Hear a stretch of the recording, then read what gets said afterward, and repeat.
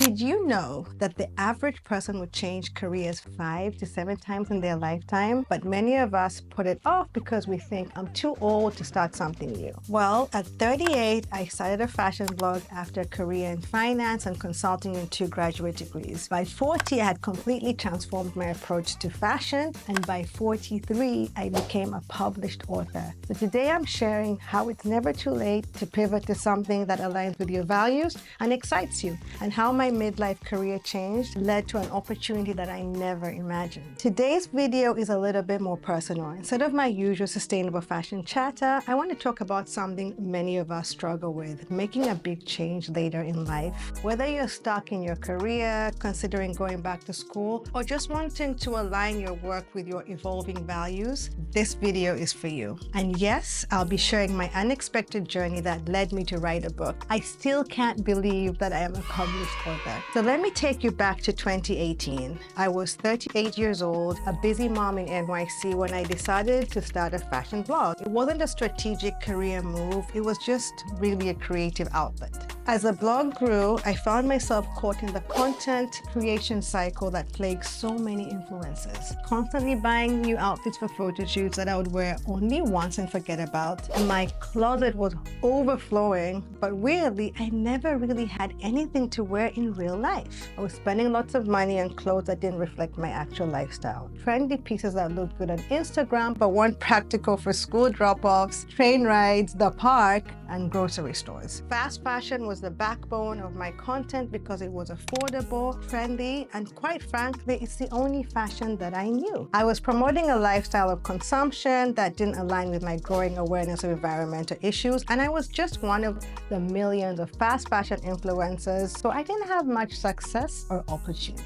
Then 2020 happened. Like many of us, the pandemic forced a pause. With photo shoots on hold and more time at home, I started researching the impact of the fashion industry. And what I discovered was staggering. Fashion creates more carbon emissions than international flights and shipping combined. The equivalent of one garbage truck of textile is landfilled or burned every second. Fast fashion workers often face dangerous conditions and poverty wages. And the most shocking thing to me was realizing that my platform, although modest, was contributing to the problem. I was encouraging my followers to participate in the destructive system without even understanding it myself. So I started transitioning my content towards sustainable fashion and mindful consumption. I learned about ethical production, sustainable fabrics, and how to build a functional wardrobe with fewer and better pieces. I'm not gonna lie, it was terrifying. Like, would my audience follow me on this new path? Would brands still work with me if I wasn't pushing constant consumption? Was I throwing away years of building my platform? But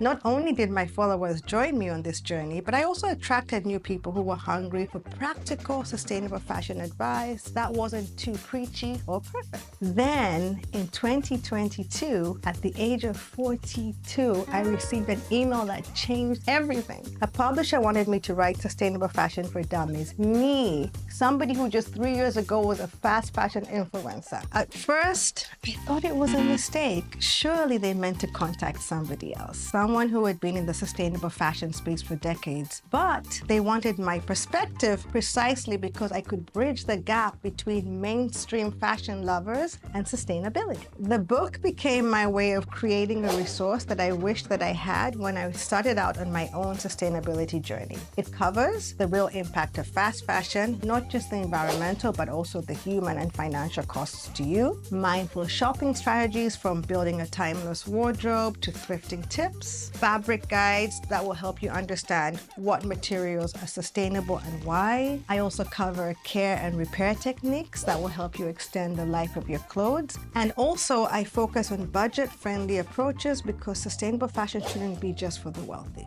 I wrote this book for the person that I was 3 years earlier. Someone who loves fashion, but also wants to make more mindful choices without becoming a minimalist overnight or spending a fortune. Looking back at my journey, I have learned that your previous experience is valuable. My years of fast fashion gave me insight into the challenges of transitioning to sustainable practices. Authenticity trumps perfection. Sharing my imperfect journey has connected with many more people than a perfect outfit post. And also, age brings perspective. The wisdom that I have gained in my 40 years has probably been my secret. So if you're watching this video and thinking, is it too late for me to change direction? I'm living proof that it's not. Your next act might be your best one yet. The experiences, the wisdom, the perspective that you've gained until now are your superpowers, not your limitations. Whether you're interested in sustainable fashion or specifically making any kind of pivot, remember that the path isn't always linear, but that's perfectly okay. Just do it. Also, if you want to learn more about sustainable fashion, don't forget to check out my book, Sustainable Fashion for Dummies. The link is in my description. Thank you so much for watching. Subscribe for more content on sustainable fashion, mindful living, and see you in my next video.